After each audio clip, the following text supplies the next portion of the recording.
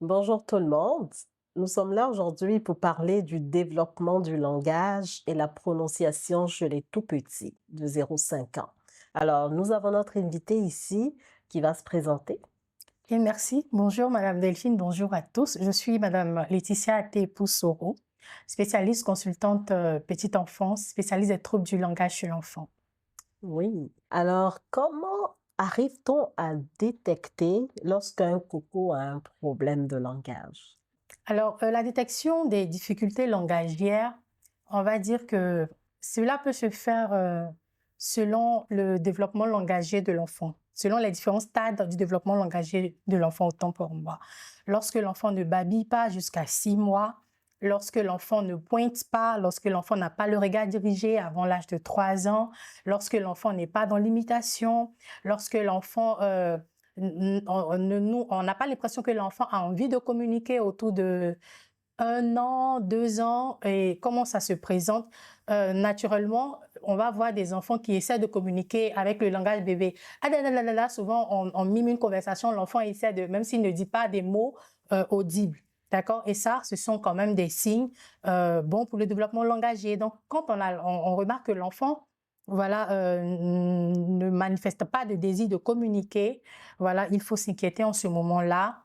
Et puis, voilà, tout ce que j'ai pu citer autour, en fait. L'enfant qui a des difficultés d'articulation jusqu'à un certain âge, l'enfant qui ne dit pas encore ses premiers mots au-delà de 2 ans jusqu'à 3 ans, là où il y a explosion du langage, il faut s'inquiéter. Toutefois, lorsqu'on a des préoccupations concernant le langage de notre enfant, il est très important. La première chose à faire, c'est de rencontrer un spécialiste, un thérapeute du langage ou un orthophoniste. C'est vraiment la première chose à faire tout de suite. Oui.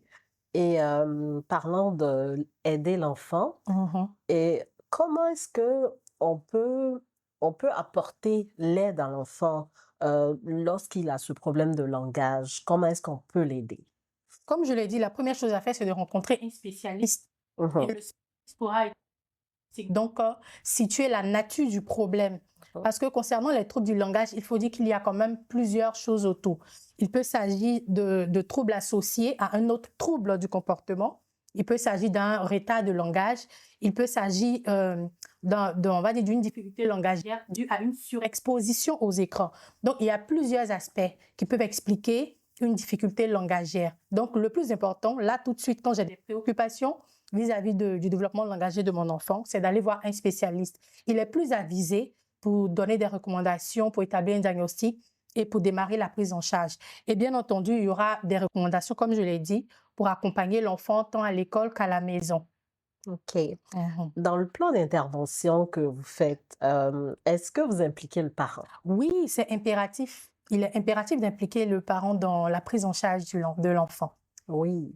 Et c'est ça, on veut que le parent participe parce Tout à que fait. après le travail que vous aurez fait avec l'enfant, il faut que Mhm. ça continue à la maison. Exactement. Est-ce que vous donnez justement des recommandations aux parents pour qu'il y ait un suivi à la maison? Oui, bien sûr, des recommandations sont données aux parents. Déjà, le parent connaît mieux son enfant. Donc, il va donner des informations aux spécialistes, aux thérapeutes concernant l'enfant et la prise en charge sera beaucoup plus individualisée. Donc, par rapport à ce que le parent a donné comme information, il y aura l'application pour le profil type de cet enfant et pour la famille en question. Mhm, D'accord? Donc, il y a plusieurs recommandations, mais là, je vous dirais, ce sera en fonction du trouble, en fait. mhm, Parce que lorsqu'on parle du trouble du langage, il y a vraiment plusieurs. On a le retard de langage, on a les troubles de l'articulation, on a bien d'autres voilà, difficultés langagières autour, en fait. Il y a vraiment plusieurs pans. mhm. Donc, c'est selon le profil de l'enfant que des recommandations types seront données aux parents. C'est ça. On sait que plus tôt on Oui. prend en charge le problème que Mhm. l'enfant a, Mhm. plus les choses vont se replacer. Exactement. Est-ce que, d'après vous, à quel âge on pourrait aller consulter un spécialiste pour cela? Alors, à quel âge doit-on consulter un spécialiste? Moi, tout de suite, je vous dirais dès lors que vous avez des doutes sur le langage de l'enfant. Dès lors que vous avez des questions, mieux vaut aller rencontrer un spécialiste. Pourquoi? Parce qu'on l'a vu, on a entendu des mamans qui se plaignaient du langage de leur enfant et on a dit: «Oh, mon enfant n'a pas vite parlé, laisse-le, ça va passer, il faut lui donner, à Abidjan, on dit quoi même? L'eau de foutou, ça va lui passer». Dès lors que vous avez des inquiétudes, des questions, allez rencontrer le spécialiste. Il vous dira si oui, il y a problème ou sinon, il n'y a pas de problème.